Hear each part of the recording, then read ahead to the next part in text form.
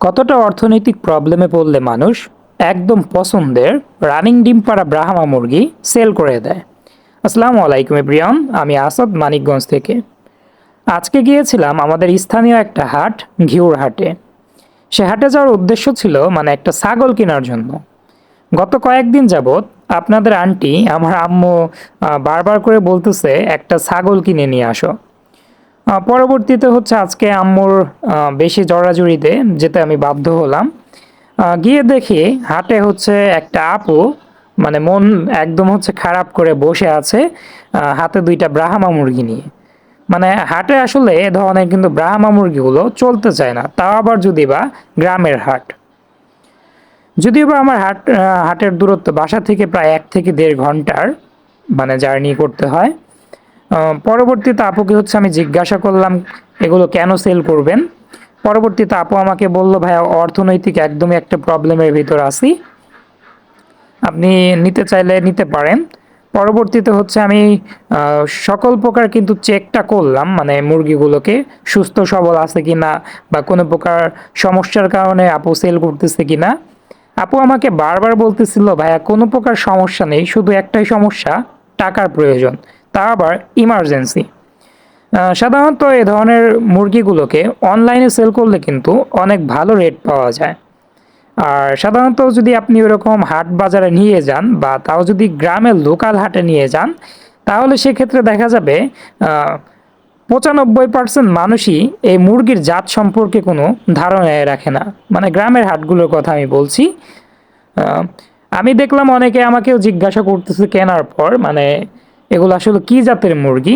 ব্যাপারীরা পর্যন্ত জিজ্ঞাসা করতেছে, অনেকেই চিনেই না এগুলো কি মুরগি। পরবর্তীতে আপুর সঙ্গে দামের বিষয়টা আমি ফাইনাল করলাম। আপু 5,000 টাকা আমার কাছ থেকে চাইলো, যেহেতু রানিং পেয়ার। আর তারপর আমি কিছু টাকা আপুকে কম দিছি, এতে আপু আলহামদুলিল্লাহ খুশি ছিল। আর হাটে বিক্রি করতে গেলে খাজনার একটা বিষয় থাকে, সেটাও কিন্তু আমি দিয়ে দিছি।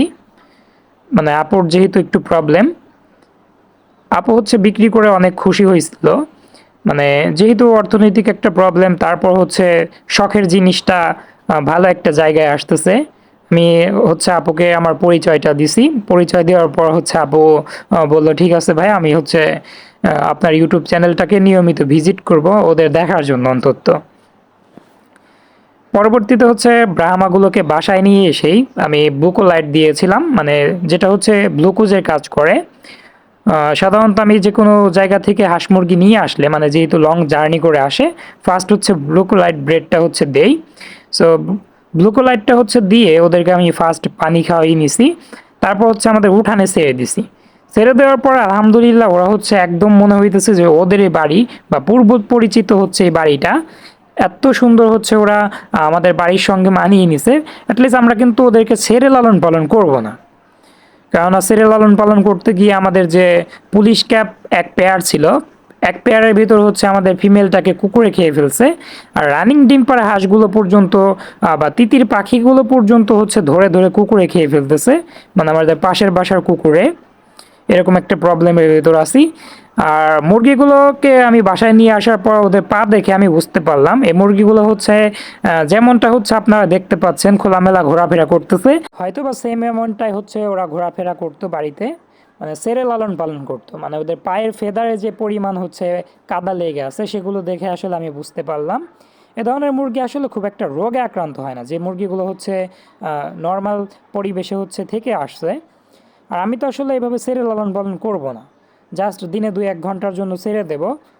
ফিমেলটার পুষ্টিকর খাবার খাওয়ানোর জন্য, যেমন ইটের গোড়া বা পাথর, ডিমের খোসা, শামুকের খোসা, এ জাতীয় খাবার খুবই প্রয়োজন ডিম পাড়া মুরগির জন্য। জাস্ট এগুলো খাওয়ানো শেষ হয়ে গেলেই কিন্তু আমরা আমাদের সেট আপে রেখে দেবো। আজ এ পর্যন্ত, দেখা হবে পরবর্তী আপডেট কোনো ব্লগ বা ভিডিওতে। ধন্যবাদ সবাইকে।